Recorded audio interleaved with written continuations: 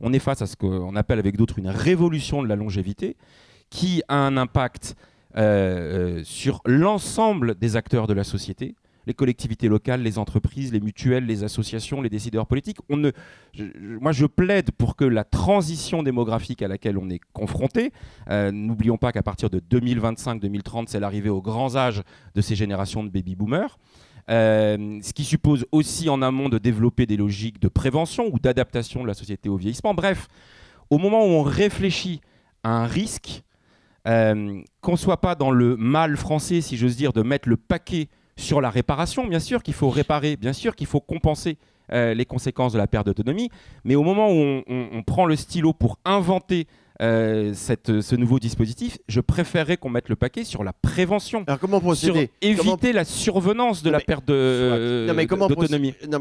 Comment procéder? Parce que la prévention, tout le monde en veut, on en fait peu en France, et en particulier... raison de plus, au moment où on construit quelque chose, de déplacer le curseur. Comment procéder? Une grande conférence? Comment faire? Qu'est-ce que vous préconisez? D'abord, d'en faire un sujet de débat politique. Ça fait plusieurs fois que je dis ça, mais on a l'impression... Beaucoup des concepts qu'on manie sont affreusement techniques.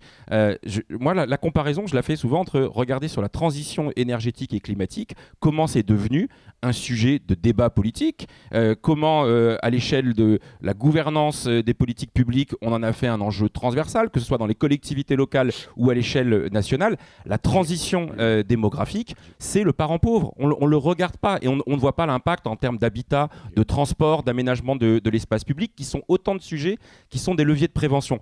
Donc ça peut paraître un peu décalé au moment où justement le cinquième risque met un coup de projecteur sur comment on va financer pour améliorer les taux d'encadrement dans les maisons de retraite, revaloriser les salaires et organiser mieux les services d'aide à domicile, moderniser les EHPAD. Autant de sujets qui sont absolument indispensables, mais il ne faut pas que l'arbre de la dépendance cache la forêt du vieillissement et de la longévité, qui en termes anthropologiques et civilisationnels vont être bien plus intéressants pour un pays, et aussi en création d'emplois et d'aménagement. On vous suit, monsieur.